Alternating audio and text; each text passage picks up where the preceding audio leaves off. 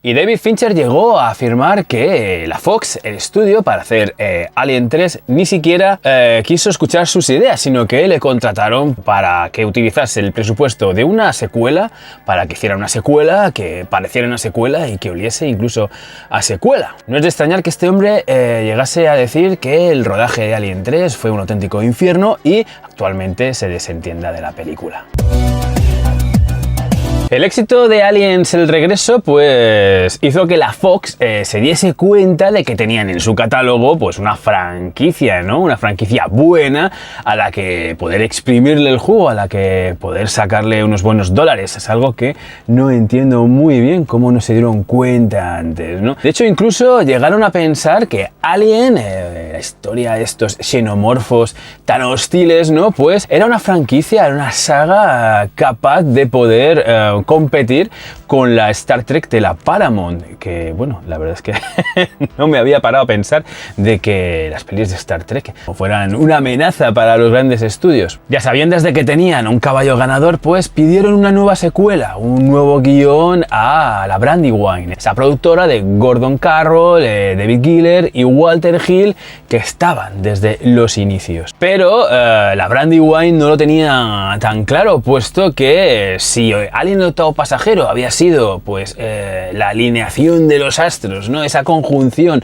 de mentes prodigiosas, ¿no? El trabajo en equipo de diversos individuos punteros, cada uno en su campo, y Aliens el regreso, pues la visión de un director megalomaníaco que había estado pendiente de pues cualquier detalle, incluso los más nimios, pues no tenían muy claro por dónde tirar con esta futurible tercera entrega de la saga de los xenomorfos. Y por otro lado, la película de Cameron había establecido un nuevo lore, había amplificado digamos que la mitología de los aliens, ¿no? Convirtiéndolos pues en una especie de bichos, ¿no? En meros insectos galácticos, ¿no? Con su propia jerarquía y cuyas historias que se pudieran contar pues tenían siempre como elemento común pues el efecto que provocarían estas criaturas sobre los humanos o bueno, sobre los protagonistas de la historia que se contase,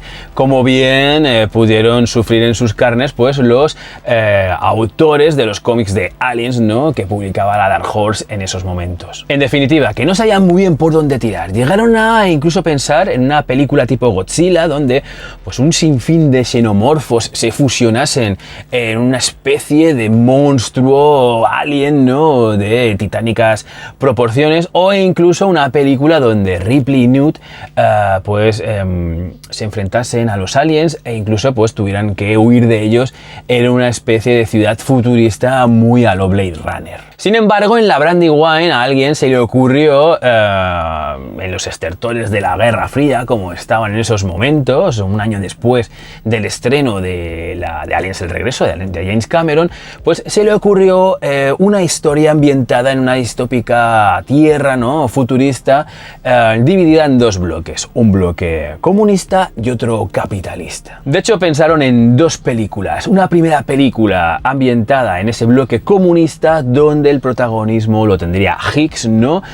Descubriendo que en la Tierra ambos bloques, capitalista y socialista, tendrían el objetivo, ¿no? De hacerse con los xenomorfos para pues ampliar su catálogo de armas biológicas. Por contra, en la segunda película ya tendríamos a Ripley enfrentándose, ¿no? A estos xenomorfos creados en la Tierra por ambos bloques. Dos películas rodadas simultáneamente, que fue una de las condiciones que puso la Fox para llevar a cabo este proyecto, pese a que pues no veía con buenos ojos digamos que en el primer bloque, en la primera parte, no apareciese apenas Sigourney Weaver, o que pues no pudieran contar con Ridley Scott como director, que era otra de los requisitos sine qua non, ¿no? Que ponía el estudio para realizar pues esta titánica tarea, ¿no? De hacer 2 películas de Alien simultáneamente. Pero finalmente aprobaron este proyecto, estas 2 pelis de Alien, un proyecto para el cual estimaron un presupuesto inicial de 40 millones. Estamos en el verano de 1987, pusieron como fecha de estreno verano de 1990, tenían 3 años por delante, pero en esos momentos no tenían ni guión ni director para este Alien 3. Pero antes de seguir, os invito a que os suscribáis al canal si yo no lo estáis todavía, o si ya lo estáis, si sois unos weirdos de pro, pues ya sabéis, ahí abajo tenéis los pulgares hacia arriba y la caja de comentarios a vuestra disposición.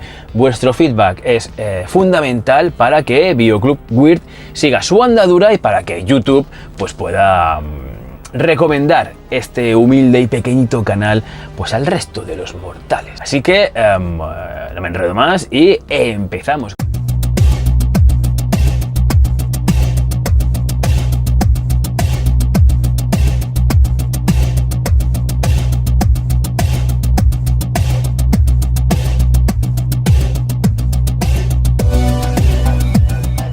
Hola, weirdos y weirdas, ¿qué tal? ¿Cómo estáis? Sed bienvenidos una vez más a mi cueva. Y hace un momento os estaba contando que la Fox había probado pues hacer Alien 3, una película de Alien 3 dividida en 2 películas ambientadas en una tierra distópica futura, dividida en 2 bloques, en el cual pues tanto Ripley como Hicks, como Newt, como pues los supervivientes de la Sulaco de Aliens el Regreso tenían que enfrentarse de nuevo pues a estas hostiles criaturas. Pero bueno, como os comentaba, en esos momentos la Fox había probado la película con un presupuesto de 40 millones, pero no tenía ni guión ni director. En esos momentos David Giller había leído la novela Neuromante de William Gibson. Le había dejado el culo torcido, le había molado mucho. Esta novela Neuromante está considerada como la primera novela de ese subgénero de la ciencia ficción denominado como cyberpunk. Y Giller pensó que bueno, que este hombre que no había escrito un guión cinematográfico en su vida, posiblemente pues les entregase un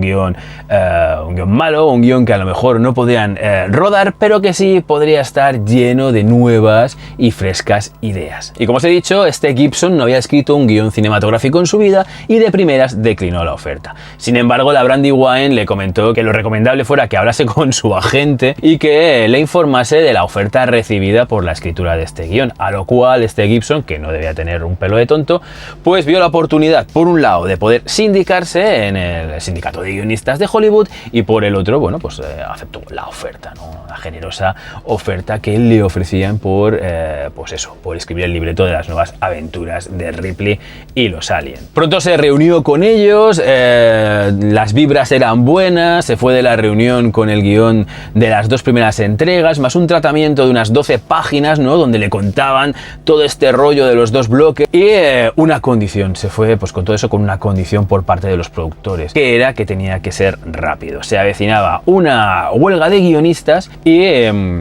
tenía que entregarlo antes de que todo eso estallase, a lo que Gibson pues se puso manos a la obra y pudo entregar su libreto justo un día antes de que toda esta movida comenzara. De hecho, Gibson entregó su guión, cogió el dinero y ya se desentendió totalmente de Alien 3, incluso cuando Giller y Walter Hill le pidieron una reescritura. Que por cierto, este guión lo podéis encontrar adaptado al cómic, lo publicó no hace mucho Norma Editorial. Y venía a contar una cosa como que, bueno, la Sulaco surca el espacio de vuelta a la Tierra y por el camino pues entra, digamos que en el espacio aéreo, por llamarlo de alguna forma, ¿no? De la Unión de Países Progresistas, es decir, este bloque comunista. Unos soldados, ¿no? Comunistas entran en la Sulaco encontrándose pues un huevo de alien que acaba atacando a uno de ellos y huyendo despavoridamente pues recogen los restos de cintura para arriba del pobre Bishop, que está por ahí todavía desperdigado. De este soldado al que un facehugger ha atacado pues surgirá pues un chestbuster que acabará convirtiéndose en un xenomorfo adulto. Por otro lado, pues la compañía, la Weyland-Yutani, que está alineada con el ejército, con este bloque capitalista, ¿no? Acabará, bueno, pues abordando llevando la Sulaco y llevándola a la estación espacial de Anchor Point. Una instalación no militar donde la Weyland-Yutani pues tiene expectativas de realizar experimentos genéticos con los xenomorfos, pese a que tienen una especie de tratado de no agresión con el otro bloque en relación a la creación de armas biológicas. Y ya dentro de la Sulaco, pues estos soldados no alineados con Weyland-Yutani encontrarán pues a Ripley, a Newt, a Hicks y también los restos de este soldado comunista con el pecho abierto y bueno, y digamos que el resto de restos, valga la redundancia, de Bishop, ¿no? Y para mala suerte, ¿no?, de los espectadores que esperábamos ver más aventuras de Ripley, pues Ripley, al despertar del criosueño, pues cae en coma, en estado de shock, un estado en el que permanecerá toda la película. Y bueno, tendremos a Newt, que Newt se la quitarán de medio muy rápido, puesto que la mandarán a la Tierra en la Sulaco, esa Sulaco que recordemos tiene un xenomorfo por ahí escondido, y todo el protagonismo recaerá en la figura de Hicks y en la de Bishop. Bishop, recordemos que ha sido, digamos que, secuestrado, ¿no?, por el bloque comunista, pero estos, como gesto de buena fe, devolverán al androide, ¿no?, a sus propietarios legítimos, no sin antes haber extraído esporas alienígenas xenomorfas, ¿no?, para, pues por su lado, experimentar también con esta especie, ¿no? Cosa que se le irá de las manos como a la Weyland-Yutani en la estación espacial. Y en la estación, pues los científicos lograrán que los xenomorfos logren reproducirse por esporas, con lo que ya no necesitarán de un huésped para poder desarrollarse, con lo que todo al final se desmadrará, habrá mucha destrucción, muchas muertes y un rescate in extremis de Hicks y de Bishop por parte de la última superviviente del bloque comunista, ¿no?, que también ha estado experimentando con ello, ¿no?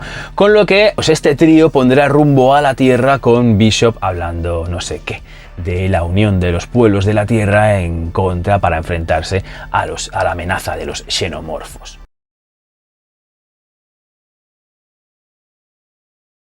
Una primera parte que acabará con un continuará, donde pues los protagonistas de esta viajarán a la Tierra. Recordemos que la Sulaco iba con xenomorfos en su interior y también Ripley previamente había sido evacuada de la estación Anchor Point por parte de Hicks, totalmente, digamos que sana, ¿no? No tenía ningún resto alienígena en su interior y bueno, daría pie a esa siguiente entrega en la que Ripley pues tendría que hacer frente, ¿no?, a la amenaza xenomorfa. Un guión que interesó mucho a Sigourney Weaver porque le enrollaba esta dicotomía, ¿no?, esta diferenciación entre socialismo y comunismo, capitalismo y tal, y también por la ausencia de armas, puesto que en la estación Anchor Point ninguno de los protas podría utilizar ninguna porque no tenían armas. Pero por contra, la Brandywine, bueno, pues encontró un guión que no se esperaba, ¿no?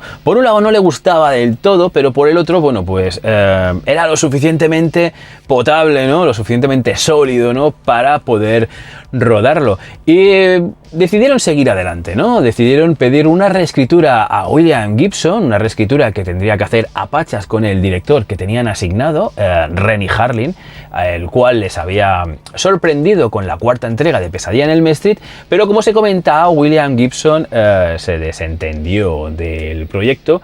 Él, pues eso, cogió el dinero, se pudo sindicar como guionista y decidió, pues, dedicarse a otras labores, entre ellas la de adaptar dos de sus relatos que acabarían convirtiéndose años más tarde en la película Johnny Mnemonic. Y con todo esto, después de recibir el guión, después de la huelga de guionistas que se había montado en Hollywood, pues nos ponemos en otoño de 1988, tenemos director, tenemos a Renny Harlin, pero el guión no gusta del todo y bueno, pues empieza a haber prisas, ¿no? Renny Harlin sugirió para la reescritura del guión pues a un tipo al que había conocido en una convención de cine. Este no era otro que el guionista Eric Red, que en esos momentos era conocido por haber sido el autor de libretos como el de Acero Azul, el de Carretera al Infierno o el de Near Dark, Los Viajeros de la Noche. Y es a partir de aquí cuando la producción de Alien 3 comienza a ser pues una vorágine, ¿no? Un baile, ¿no? De guionistas y directores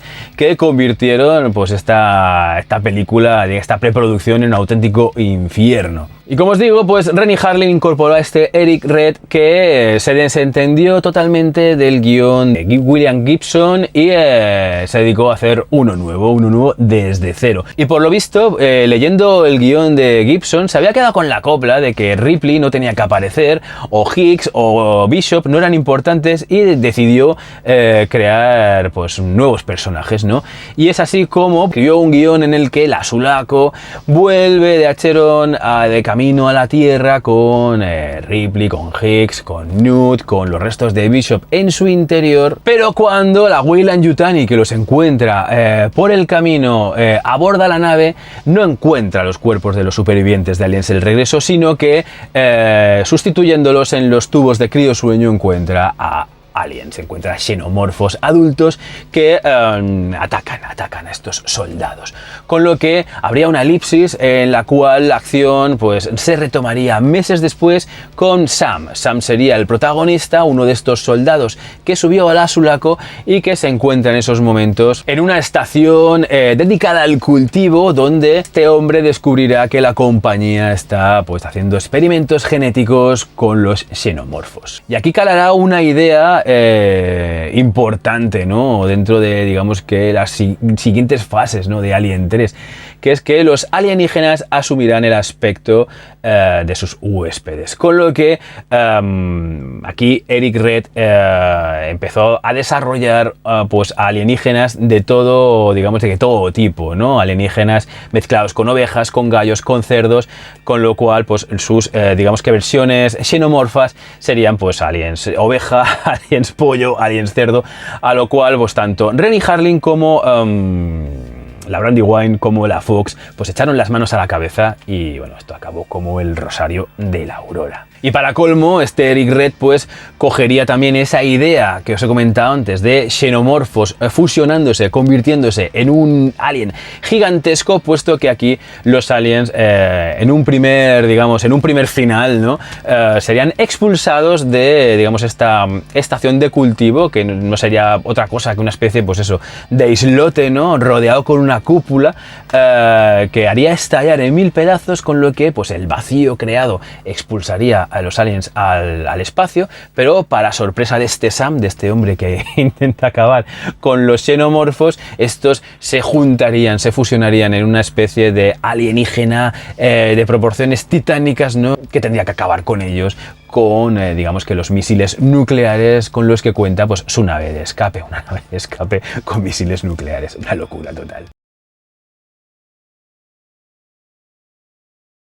Este sueño húmedo de película serie B pues no gustó a nadie y provocó la salida de Renny Harlin, que se fue espantado, ¿no? Y muy mosqueado del proyecto, con lo que la Fox pues supongo que como compensación le ofreció la dirección de Las Aventuras de Fort Van Line y de La Jungla 2, y pues con una vuelta a la casilla de salida. Con una vuelta, pues eso, a buscar un nuevo director y un nuevo guionista. Y estábamos en 1989, a un año de la fecha deadline que primeramente, pues eso, puso la Fox, ¿no? Como fecha de estreno. Y por otro lado, pues la caída del muro de Berlín pues hizo que pues este rollo entre bloque capitalista y bloque comunista pues estuviera como desfasado, ¿no? Como pasado de moda, ¿no? No les interesaba y lo finiquitaron. De hecho, incluso la Fox rebajó sus pretensiones, ¿no? La Brandywine acabó ofreciéndole solamente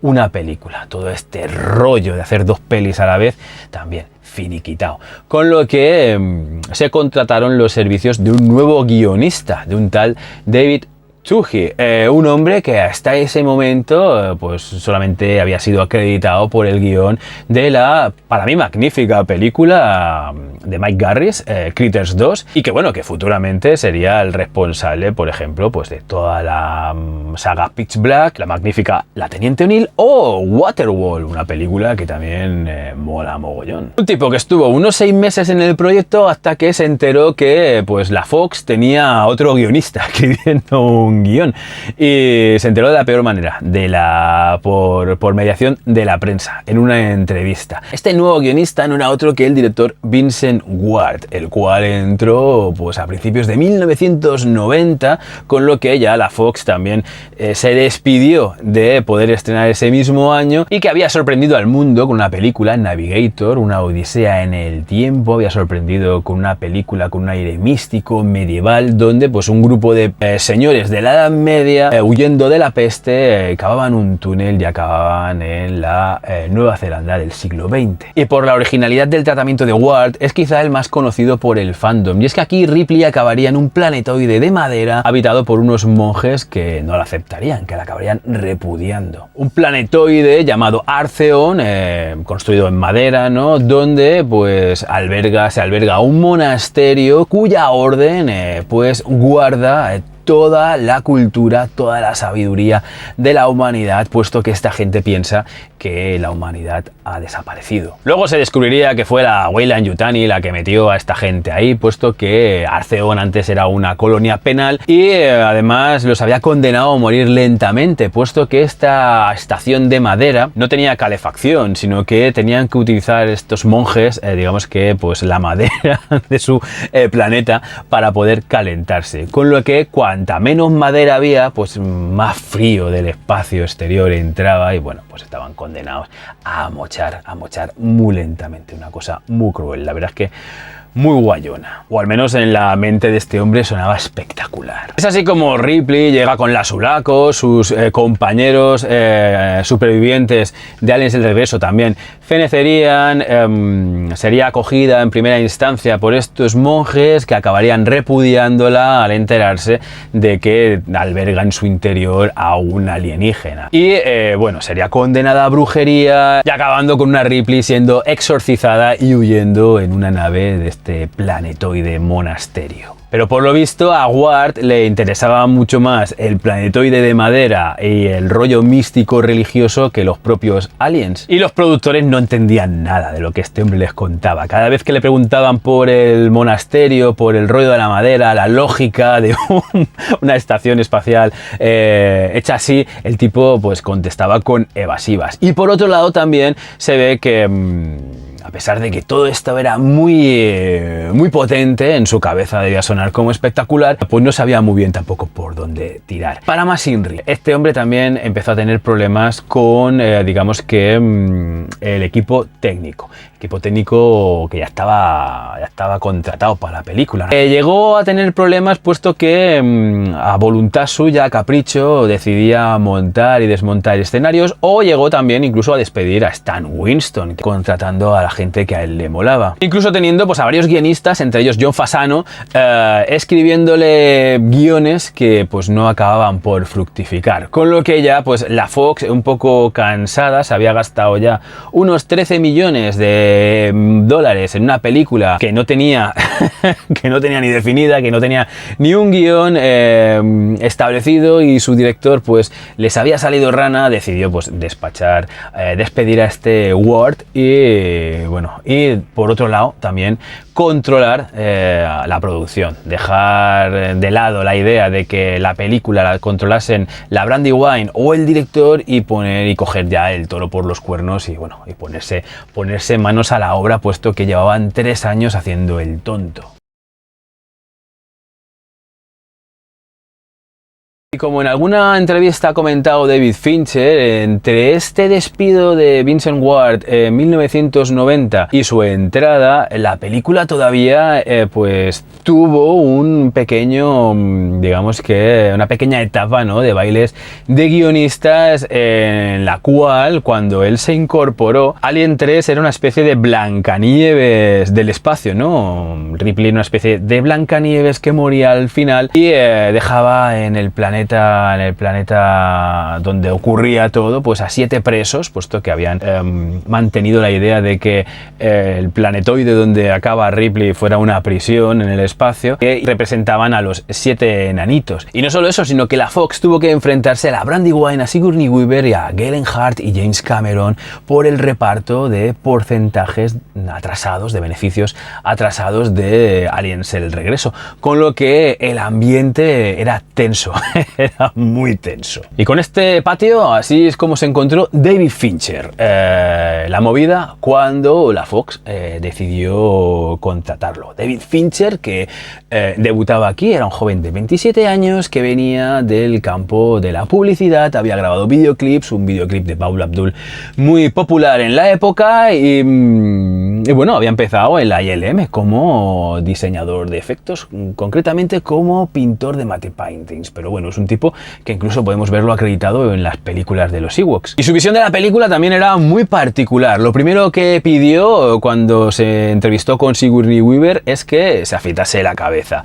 Y por lo demás, bueno, pues en entrevistas comentó que esta película no iba de tipos duros en el espacio, sino que iba de pederastas en el espacio. Una película con un impactante mensaje político en el que aparecerían hasta 3 Lance Henriksens y habría un asesino en serie de por medio. Y en el que el alien no aparecería hasta el tercio final y acabaría enfrentándose pues a unos 3000 soldados del ejército espacial de marines. Y pensando que habiendo sido contratado, pues la Fox le iba a permitir hacer todo esto, pues nada más lejos. La primera reunión le tiraron un jarro de agua fría, le dijeron que solamente podía contar con 18 actores para hacer la peli, que por otro lado tenía que aprovechar todo lo que Ward había estado haciendo en los estudios Pinewood de Londres y que del guión se iban a encargar pues Walter Hill y David Giller, los cuales tomaron la idea de la estación, el planetoide prisión, ¿no?, que ya aparecía en el guión de Toohey, y todo este rollo religioso de Vincent Ward, pero bastante por encima, de forma bastante superficial. Un guión que Hill y Giller escribieron en unas 3 semanas, así de prisa y corriendo, y que se parece, es lo más parecido al resultado final de la peli, ¿no?, de la peli que pudimos ver en cines. Por otro lado, Fincher logró convencer al estudio, le contratasen a un guionista de confianza, un tipo llamado Rex Pickett, tipo que luego se hizo más famoso por haber sido el autor de la novela Entre Copas. Pero bueno, el caso es que este Rex Pickett se incorporó a la producción para reescribir teóricamente lo que Hill y Giller habían escrito. Todo ello a escondidas de Walter Hill y de David Giller, los cuales estaban de vacaciones y que cuando se enteraron del percal pues se pillaron un rebote de 3 pares. David Giller llegó a pedir a la Fox que despidieran de facto a David Fincher. De hecho, lo tildaron de vendedor de zapatos, puesto que un spot publicitario de Nike era de los más populares, era de los trabajos más populares de David Fincher, ¿no? Y David Fincher, por contra, pues es lo que ha manifestado él en alguna entrevista, ¿no?, que la Fox, tanto la Fox como la Brandywine, lo consideraban no solo un mercenario que tenía que hacerles una secuela con presupuesto de secuela, que oliera a secuela y que pareciera una secuela, sino que, pues eso, lo tenían, pensaban que era pues un simple director mercenario que venía del campo de la publicidad y que tenía que hacer lo que ellos dictaminasen. Pero bueno, todo este entuerto se logró solucionar con la intervención de Sigourney Weaver, puesto que Sigourney Weaver estaba ahí desde el principio. Era obvio que tenía que participar en la peli. La Fox no veía la película sin Sigourney Weaver. La verdad es que es curioso, puesto que en la entrega anterior intentaron deshacerse de ella, pero aquí era un requisito sine qua non para que la película funcionara, y la Weaver hasta ese momento no había firmado el contrato. Se había hecho de querer, se había hecho de rogar, pero no había firmado. Con lo que, para firmar el contrato, bueno, pues intentó sacar provecho. Uno de ellos es que, bueno, acabó siendo coproductora de la cinta. Y por otro lado, algunas de sus, digamos, peticiones, ¿no?, para poder, pues eso, para poder firmar el contrato y que todo fuera hacia adelante, ¿no?, era que tenía que rodarse el guión de David Giller y Walter Hill y tenían que despedir a este Rex Pickett. Y este Rex Pickett tampoco podía quejarse, puesto que como compensación, como digamos que indemnización, le dieron 4 millones de dólares y un 3%, ¿no?, de los futuribles beneficios en taquilla. No sé si de ahí pillo algo. Esto es también una bonita forma de convertir a una producción en un pozo sin fondo donde tirar el dinero. Otro ejemplo de cómo quemar el dinero pues fue la incorporación al proyecto de H.R. Giger. Giger, que no estuvo en el rodaje, fue contratado de un inicio para diseñar a la nueva criatura. De hecho, Giger hizo 3 diseños. Uno de ellos era el de un xenomorfo acuático que tenía que enfrentarse a Ripley, que no aparece. Luego digamos que el embrionario, ¿no?, el chestbuster, ¿no?, de ese alien al que denominaron Bambi, que era el alien buey, y a la forma adulta de este alien Bambi. Pero como os he comentado, Ward pues despidió a Stan Winston, que iba a seguir los diseños de Giger también, y contrató pues a la gente que a él le molaba, ¿no?, que no eran otros que Alec Gillis y Tom Woodruff Jr., 2 tipos de la escuela de Stan Winston que tenían sus propias ideas y desecharon todo lo que había diseñado Giger. Cierto, Gillis y Woodruff Jr., con su empresa Amalgamated Dynamics, como os he comentado, eran alumnos aventajados del estudio de Stan Winston, fueron los responsables de cómo se veían las criaturas en las siguientes entregas de la franquicia, en Alien Resurrección y los 2 spin-offs con Predator. De hecho, también se ocuparon de Predator y la última, de Prey.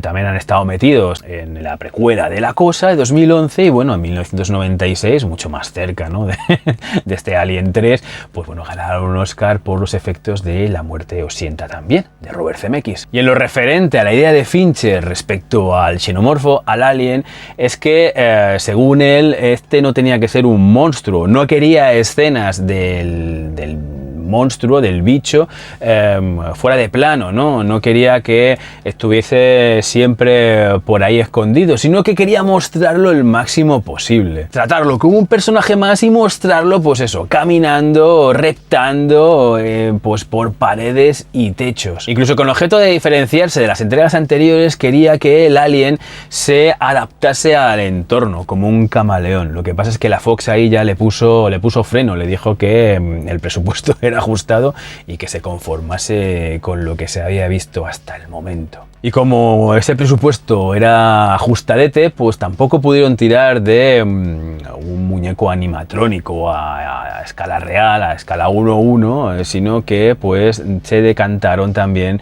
como en el resto de entregas, pues por un tío disfrazado que no era otro que Tom Woodruff Jr., ¿no?, que era un Monster Man, como había demostrado en Una pandilla alucinante, su primer trabajo, infundándose la piel de una criatura, ese Gilman, ¿no?, esa pseudo criatura de la Laguna Negra de Hacendado, muy molona, por otro lado, o Pacto de Sangre. De hecho, Woodruff se pondría la piel de xenomorfos en entregas posteriores. Incluso fue Goro en Mortal Kombat. Pero respecto al diseño, pues Gillis y Woodruff añadieron detalles que les molaban más, quitaron los tubos, hicieron los brazos más largos o una cola móvil. Y todos esos movimientos que no se podían hacer con un traje, es decir, corriendo por los pasillos, por paredes, por techos, pues se tuvieron que meter en postproducción. Para ello se le encargó la tarea a toda una institución también en este sector de los efectos especiales, a la Boss Films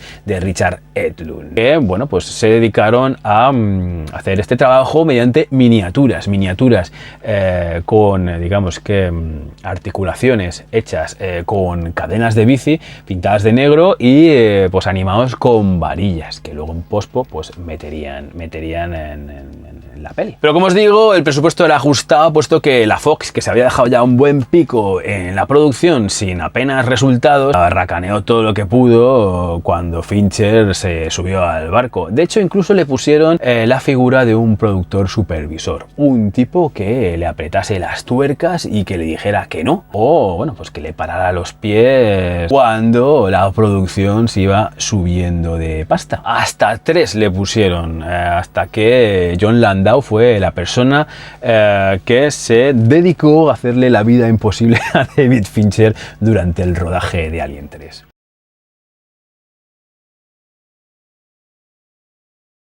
Otra consecuencia de racanear con el presupuesto, con el dinero, fue la del reparto. La elección de Lance Henriksen y de Sigourney Weaver estaba clara, su participación estaba clara ahí. De hecho, Lance Henriksen llegó a decir que se sintió un poco decepcionado cuando le ofrecieron el papel, puesto que iba a aparecer muy poco. De hecho, aparecería como androide gurrumío y en el tercio final, digamos que en el desenlace, ¿no? Lo que pasa es que cuando leyó el guión, cuando tuvo por fin sus frases, pues vio que su participación era relevante, ¿no?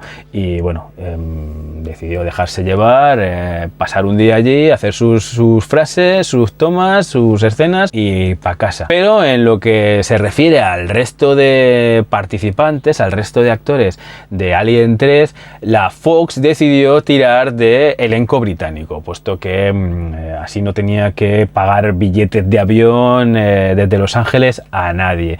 Con lo que muchas caras que vemos ahí son conocidas dentro de la escena británica, tanto del teatro, el cine como la televisión, pero bueno, pues no tan conocidas para el gran público y menos en ese momento, ¿no? Entre ellos podríamos destacar la participación de Charles S. Dutton, que lo pudimos ver en Mimic, o de Pete Postlethwaite, que lo habíamos visto también en El nombre del padre, pero sin duda una de las caras más conocidas en esos momentos por sus papeles como malvado en El Chico de Oro o en El último gran héroe era Charles Dance, ¿no? O sea, el tipo que muchos años después pues se puso mucho más de moda al interpretar a Tywin Lannister en Juego de Tronos. Pero como os comento, pues todo el elenco era más o menos conocido, eran actores de larga trayectoria en territorio británico. El rodaje no comenzó hasta el 14 de enero de 1990, ya con 2 semanas de retraso, puesto que no había un guión definitivo. El guión, por otra parte, se reescribía prácticamente a diario.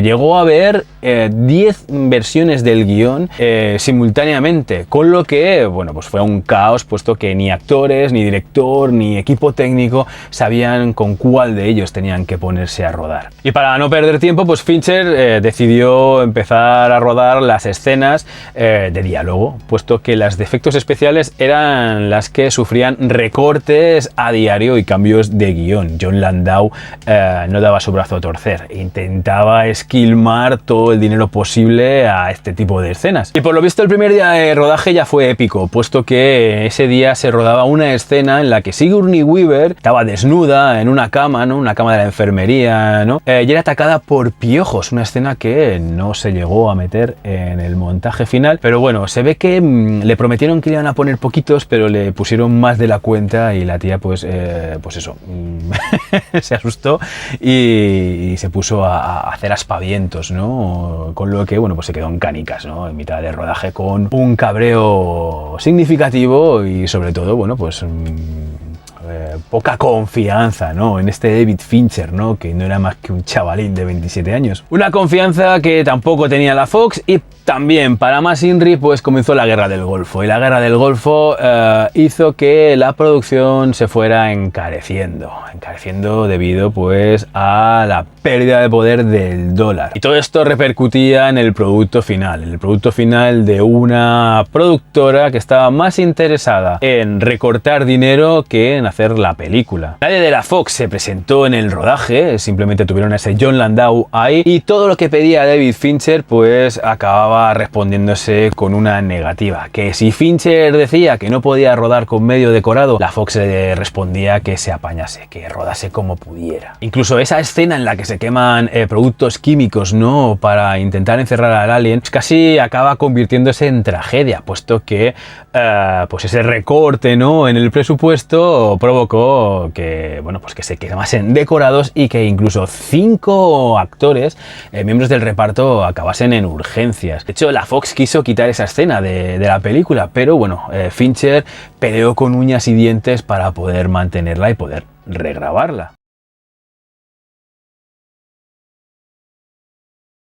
Pero afortunadamente todo ese desprecio por parte de la Fox, del estudio, hacia la figura de Fincher era recíprocamente opuesto por parte del equipo técnico, reparto e incluso Sigourney Weaver, que logró enterrar el hacha de guerra después del episodio este de los piojos. El equipo técnico se alineó junto a Fincher, que sabían pues que ese infierno de rodaje era producto del estudio. Los responsables de que todo fuera un desastre pues eran los ejecutivos de la Fox, unos señores que no paraban de pedir que se recortase el presupuesto. Incluso muchos de ellos llevaban la palabra fuck en la camiseta, pues para mostrar su malestar hacia la productora. Otro problema vino con el final, puesto que en un momento determinado, con el guión tampoco sin escribir, puesto que os he dicho que yo creo que ya lo he repetido muchas veces, que esta película se fue escribiendo sobre la marcha, pues fue un día que a la Fox pidió a Walter Hill y David Giller que Ripley no tenía que morir, tenían que salvarla al final. Con lo que estos señores cogieron, plegaron y dijeron: adiós muy buenas, ahí os quedáis, nos vamos. Y Fincher tuvo que pedirle ayuda a Sigourney Weaver, que tuvo que llamar, digamos que al jefe, al presidente de la Fox, Joe Roth, para quitarles de la cabeza esa idea. Y toda esta movida pues provocó pues más retrasos, más nervios, más desconfianza, y a la Fox pues no se le ocurrió otra cosa que con lo que estaba rodado lanzar un tráiler para poner los dientes largos al público, que ya sabían que se estaba rodando una tercera entrega de Alien, ¿no? Pero lo que había rodado no les valía, puesto que había muy poca escena de acción, ya que Fincher había dejado las escenas donde aparecía el xenomorfo pues para el final, puesto que no paraban de recortarle, no paraban de decirle que no a todo. Y bueno, pues cogieron el huevo alien de la primera peli y luego superpuesto el planeta Tierra, dando a entender además algo que no ocurre en la película, que es que los aliens llegan a nuestro planeta. Pero por contra, los fans más avispados se pensaron que este Alien 3 iba a ser pues una adaptación de la primera miniserie de Verheiden para Dark Horse. Ya después se dieron cuenta de que se equivocaban.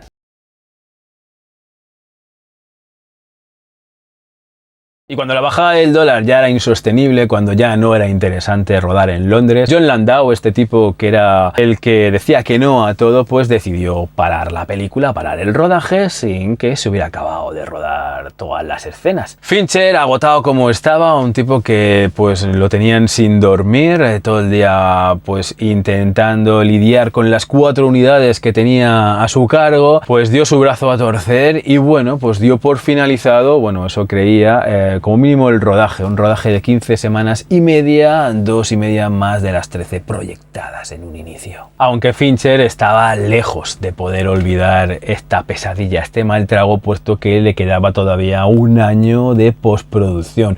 Una postproducción en la cual pues ya entraba la Bosch Films, que llevaba ya un tiempo trabajando con sus miniaturas de xenomorfos. De hecho, Fincher llegó a pedirles más trabajo del que estaba proyectado en un inicio, ¿no? Los trabajadores de la Bosch Films pues se lo tomaron con humor, ¿no? Y bueno, pues se dedicaron a hacer, a hacer más efectos, ¿no?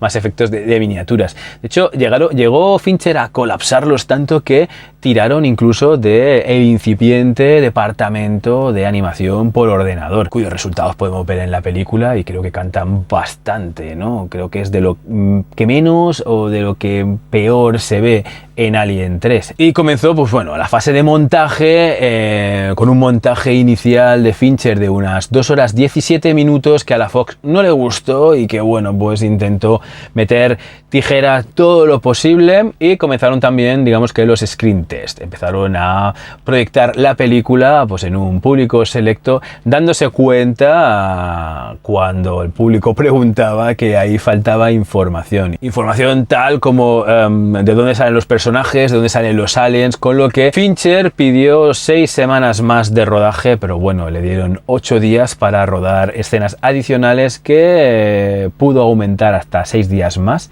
debido a, pues eso, a retrasos y a echarle jeta. Que por cierto, hasta este momento habían estado utilizando la banda sonora de Jerry Goldsmith de la primera entrega para la peli, pero bueno, al final la banda sonora corrió a cargo de Elliot Goldenthal. Hizo pues un trabajo muy en sintonía, muy continuista del de Goldsmith para la primera Alien, el octavo pasajero. Bueno, y entre esas escenas que la gente en los pases de prueba preguntaba que les faltaba información, que no sabían de dónde aparecían los personajes, pues está la que finalmente se tuvo que rodar para hacer los títulos de crédito, unos títulos de crédito que debieron costar bastante dinero, puesto que ahí vemos la Sulaco, que no aparecía en los cortes previos de David Fincher.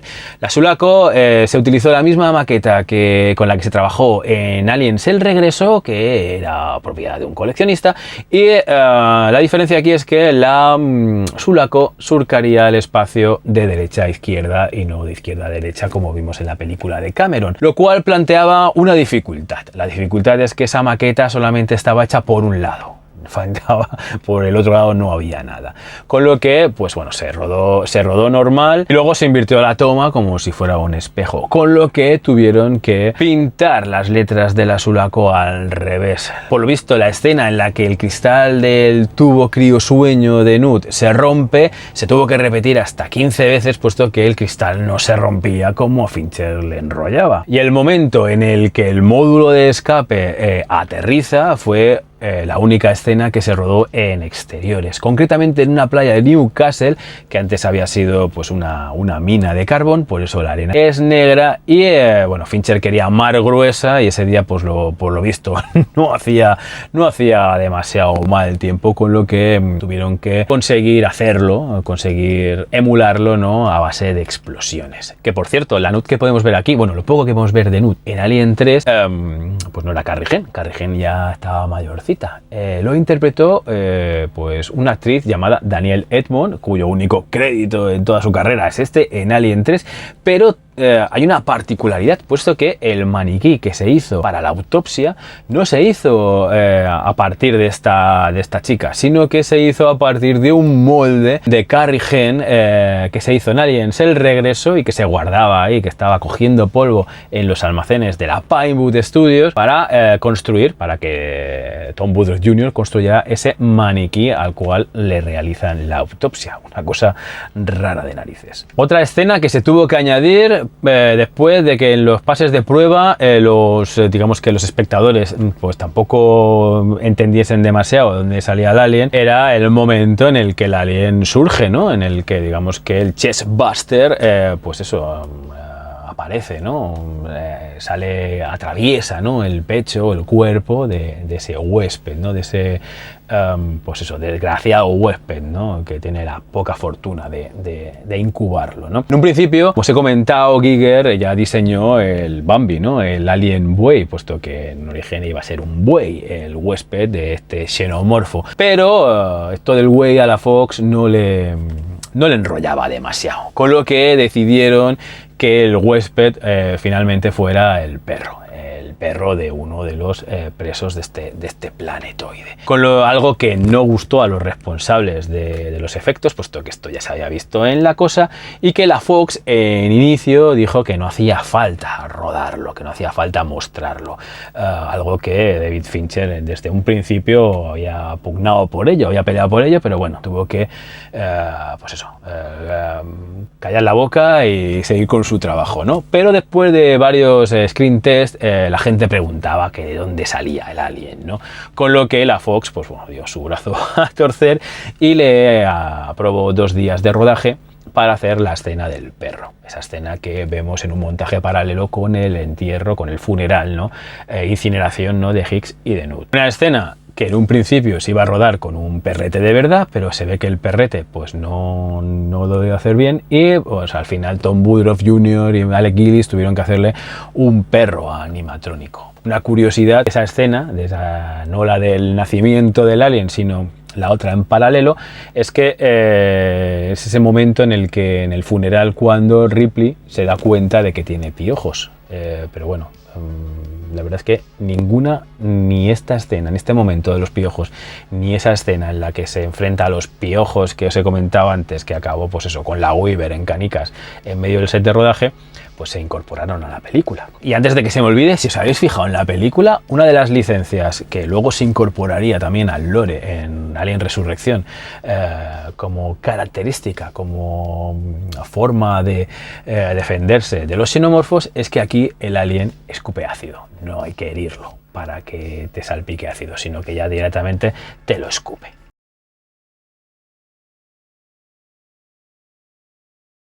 Y bueno, llegando hasta este momento, bueno, pues la película con muchos retrasos, con muchos problemas, pues llegó a estrenarse el 22 de mayo de 1992 con una campaña promocional un tanto peculiar, puesto que esta campaña rezaba con lo de The Bitch is Back, la puerca, que aquí es como se tradujo, la puerca ha vuelto, dando a entender también que la reina alien aparecería. Pero bueno, ya sabemos todos que la reina alien no aparece y bueno, Sigourney Weaver llegó a preguntar que si eso de la puerca, de la bitch, era por ella. La película llegó a recaudar unos 60 millones de dólares, 25 de ellos solamente en Estados Unidos, funcionando mucho mejor en el mercado europeo, con un presupuesto de unos 63, muy lejos de esos 40 millones proyectados en inicio, siendo pues la verdad es que un estrepitoso fracaso para la Fox. Una Fox que decidió que no iba a tirar la toalla, puesto que bueno, que esta película no les había funcionado, había sido una película muy problemática, una producción, un rodaje bastante caótico, que empezó mal desde el principio, pero que bueno, que decidieron que iban a aprender de los errores y encargaron ya prontamente un guión para una cuarta entrega. Incluso Sigourney Weaver llegó a decir que bueno, que Alien seguiría, que habría una cuarta película, pero que ella no iba a participar ya. Ingenua de ella. Pero la vida comercial de Alien 3 no acabaría aquí, no acabaría en este estrepitoso fracaso, ¿no?, en cines, en carteleras, puesto que así como ocurrió con las entregas precedentes, que tuvieron ambas sendas versiones ampliadas por sus directores, ¿no?, pues Alien 3 no se iba a quedar atrás. Y es así como en 2003 la Fox pues lanzó este bonito pack en DVD, toda la saga en DVD, y aquí se incorporó pues la versión teatrical, ¿no?, la versión de cines de Alien 3, que sería pues la que os he enseñado, esta, ¿no?, la que pudimos ver en los videoclubes en el momento, ¿no?, en VHS, pero aquí estrenada ya no sé si por primera vez en DVD, pero estrenada en DVD, pero también se incorporó una versión extendida de Alien 3, no del director, puesto que David Fincher repudia esta película, no la considera suya. De hecho, yo creo que este hombre preferiría 1000 veces que Seven fuera su ópera prima y no Alien 3, pero sí digamos que una versión extendida de Alien 3 de la productora, que bueno, esta versión acabaría siendo lo más parecido, ¿no?, a lo que Fincher tenía en su cabeza, aunque bueno, muchas de las ideas de Fincher no se llegaron a rodar. Esta nueva versión pues sumaba casi media hora más, ¿no?, a los 111 minutos que dura la película, la versión de cines, una versión que se la conoce como la Assembly Cut, y que bueno, pues amplía escenas, cambia escenas totalmente, cambia el origen, digamos que el origen del alien, o sea, ya no nace de un perro, sino que nace de ese buey, ¿no?, que estaba proyectado desde el principio, amplía el lore, da más información, da más sentido a la película, de hecho mejora la película mucho más, convirtiendo esta nueva versión de Alien 3 en una entrega a reivindicar. Por cierto, en 2010, con el lanzamiento de esta versión en Blu-ray, se hizo un redoblaje en el cual, como curiosidad, se menta al perro como origen como origen del xenomorfo. Pero bueno, una película mucho mejor, que además cambia incluso el final. En el final vemos que en el final de cines, Ripley se sacrifica. No es que en esta no se sacrifique en la nueva versión, pero se sacrifica y mientras cae, pues de su pecho brota, ¿no? Irrumpe, ¿no? Esa reina alien, ¿no? En estado chestbuster, ¿no? En estado todavía, pues eso, pequeñica, ¿no? Y esto fue una cosa que se hizo así también deprisa y corriendo, puesto que se dieron cuenta de que el final de Alien 3 era el mismo final que el de Terminator 2, con lo que Giller y Hill tuvieron que escribir a toda prisa pues este final tan abrupto y tan poco creíble, por otro lado. Y ya para finalizar, como era propio en la época, pues Dark Horse publicó una miniserie de 3 números que adaptaba la película, ¿no? La adaptación al cómic de Alien 3, con dos curiosidades bastante llamativas. Una es la incorporación de ese momento en el que Ripley se descubre los piojos en el funeral de Hicks y de Newt. Y el otro es cómo el alien, el Sulaco, se cuela en el cuerpo de Ripley, puesto que previamente había infectado, digamos que el facehugger había infectado a Newt, pero Newt durante el proceso se había muerto ahogada, con lo que este chestbuster, en lugar de saltar del pecho, porque todavía no estaba formado del todo, sale de la boca de Newt y pues repta hacia el túnel de criosueño de Ripley y se le cuela por la boca. Ya como última curiosidad, dentro del mundo del cómic de Alien, ¿no? De estos cómics de Dark Horse, después de Aliens el regreso, la Dark Horse se hizo con la franquicia, se hizo con los derechos para publicar cómics de Aliens, haciendo pues una especie de continuación. La primera miniserie que publicaron era una continuación de Aliens el regreso, con Hicks y Newt en un futuro, pues viviendo un poco las secuelas, ¿no? De lo que habían experimentado, ¿no? En el planeta Acheron. Una miniserie muy recomendable, escrita por Marvel Hayden y ilustrada por Mark Nelson. Pero después del estreno de Alien 3 y a sabiendas de que Hicks y Newt habían perecido en la Sulaco, pues por los motivos que podemos ver en la película, pues a estos personajes que aparecen en los cómics los rebautizaron en posteriores reediciones. Hicks y Newt en estos cómics pasaron a convertirse en Billy y Wilkes. Y aquí me quedo. Espero que os haya gustado el vídeo. Si es así, ya sabéis, pulgar hacia arriba, tenéis la caja de comentarios para que me contáis lo que os dé la gana, qué os parece Alien 3, dónde la visteis por primera vez, qué os gusta más, la versión de cines, la versión extendida, este Assembly Cut. De hecho, hay también por ahí, pulula por internet, un tercer montaje hecho por un fan que coge el Assembly Cut y algunas escenas del montaje de cines y las incorpora ahí, haciéndose pues un montaje no lo he visto, pero bueno, debe ser un montaje diferente, pero bueno, por ahí, por la red de redes está. Por lo demás, gracias por estar ahí. Si habéis llegado hasta aquí, pues nada, gracias. Suscribiros si no estáis suscritos, y como os he dicho antes, vuestro feedback es fundamental para que este pequeño canal siga funcionando, siga creciendo, siga incorporando nuevos vídeos, nuevos directos, nuevo contenido. Muchas gracias por estar ahí. Espero que nos podamos ver más pronto que tarde aquí en mi cueva, en otro Video Club Weird. Así que hasta la vista, weirdos.